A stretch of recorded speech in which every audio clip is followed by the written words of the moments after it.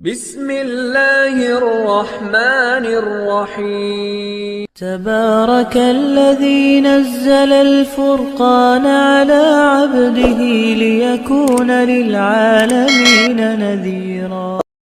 الحمد لله رب العالمين والصلاة والسلام على سيد الأنبياء والمرسلين أما بعد فأعوذ بالله من الشيطان الرجيم بسم الله الرحمن الرحيم. معزز سامعین السلام علیکم ورحمۃ اللہ وبرکاتہ.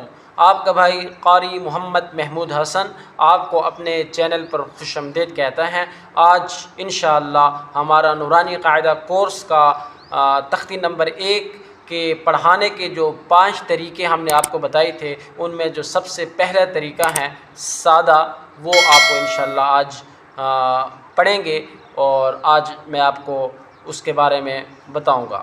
تو معزز سامعین، سب سے پہلے تو میں آپ سے بہت ہی معذرت خواہ ہوں کہ کچھ مصروفیات کی وجہ سے کچھ جو ہے وقت زیادہ ہو گیا. اس کے بعد ویڈیو میں بنا رہا ہوں، سبق پڑھا رہا ہوں، تو اس کے لیے میں انتہائی آپ سے معذرت کرتا ہوں. تو انشاءاللہ آگے ہم روزانہ کی ترتیب سے انشاءاللہ ایک ایک سبق اپلوڈ کر لیا کریں گے.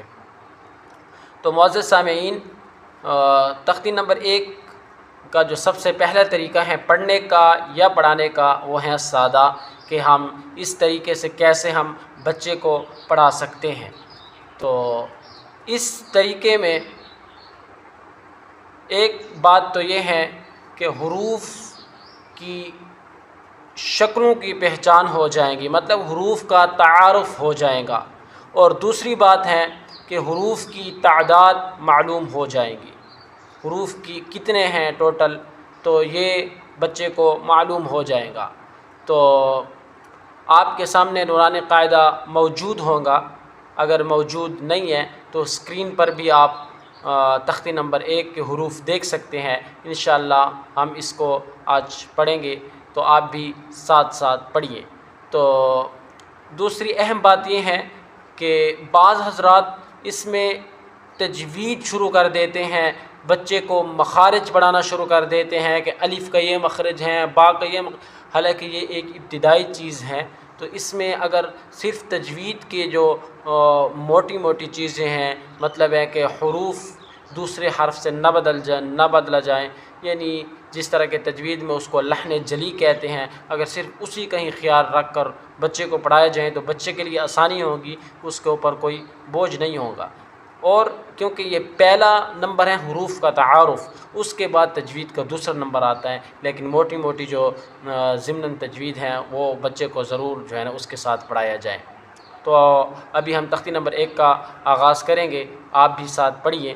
بسم اللہ الرحمن الرحیم. الف با تا ثا جیم حا. اب حا ہے، حا کے بجائے آپ کا ہا ادا نہ ہو جائے، تو یعنی ایسی غلطی جس سے حرف بدل جائے تو اس کا ضرور جو ہے نا آپ نے اس کو ٹھیک کروانا ہے بچے کے ساتھ. خا دال ذال را زا سین شین صاد ضاد طا ظا عین غین فا قاف کاف لام میم نون واو ہا حمزہ یا. تو یہ تھا سادہ طریقہ. اچھا، اس میں ایک اہم بات یہ ہے کہ آپ کو میں نے جیسا کہ پہلے اسباق میں بتایا کہ نورانی قاعدہ کی ایک خاص ترتیب ہے.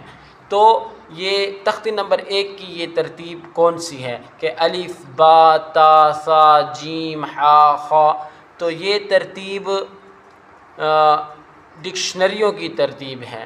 علامہ خلیل رحمۃ اللہ علیہ نے جو سب سے پہلی کتاب لغت کی لکھی تو اس میں بھی اسی ترتیب کو اختیار کیا گیا ہے. کہ آپ جس طرح دیکھتے ہیں کہ جس ترتیب سے ہم نے ابھی پڑھا ہے، اور نورانی قاعدہ کی تختی نمبر 1 میں بھی یہی ترتیب چلتی آ رہی ہیں۔ تو آج کے لیے اتنا ہی، تو انشاءاللہ اگلے سبق میں ہم جو نورانی قاعدہ کا تختی نمبر 1 کے پڑھانے کے جو 5 طریقوں میں سے دوسرا طریقہ ہے وہ پڑھیں گے۔ اس سبق تک کے لیے اپنے بھائی قاری محمد محمود حسن کو اجازت دیجیے۔ والسلام علیکم ورحمۃ اللہ وبرکاتہ۔